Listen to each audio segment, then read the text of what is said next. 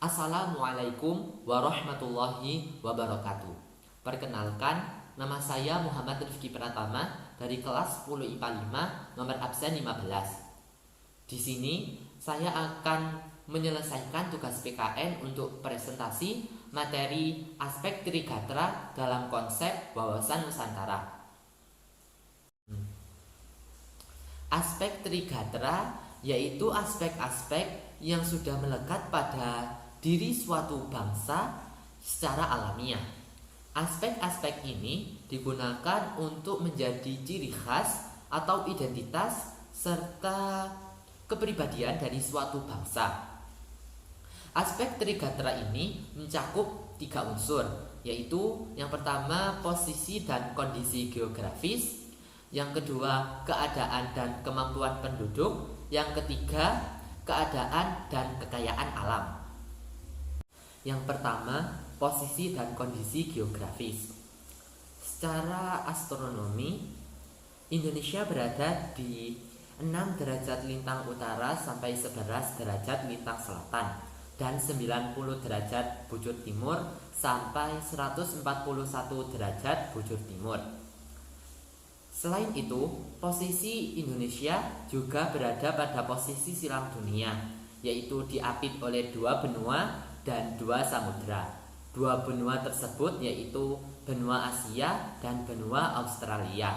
Sedangkan 2 samudra tersebut yaitu Samudra Hindia dan Samudra Pasifik. Selain itu, Indonesia juga dilalui oleh garis khatulistiwa. Nah, dengan posisi dan kondisi geografis Indonesia yang telah disebutkan tadi menyebabkan banyak dampak yang diakibatkan pada kondisi dan kehidupan para masyarakatnya. Salah satu contohnya yaitu Indonesia memanfaatkan potensi kelautannya untuk menyelenggarakan pertahanan dan keamanan nasional. Yang kedua, keadaan dan kemampuan penduduk.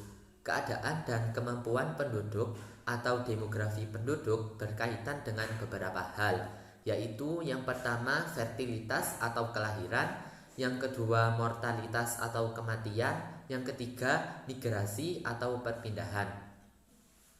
Serta bisa dilihat juga dengan komposisi penduduk berdasarkan usia dan jenis kelamin serta persebaran penduduk di berbagai wilayah Indonesia.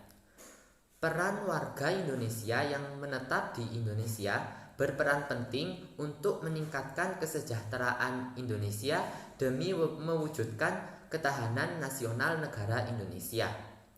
Di sisi lain, kemampuan penduduk bisa dilihat dari tingkat pendidikan para penduduknya. Hal ini bisa dioptimalkan dengan penambahan para guru dan sekolah di Indonesia. Yang ketiga, keadaan dan kekayaan alam. Keadaan dan kekayaan alam di Indonesia meliputi berbagai sumber dan potensi alam yang ada di dirgantara, di permukaan bumi, termasuk perairan dan lautan, serta di inti bumi.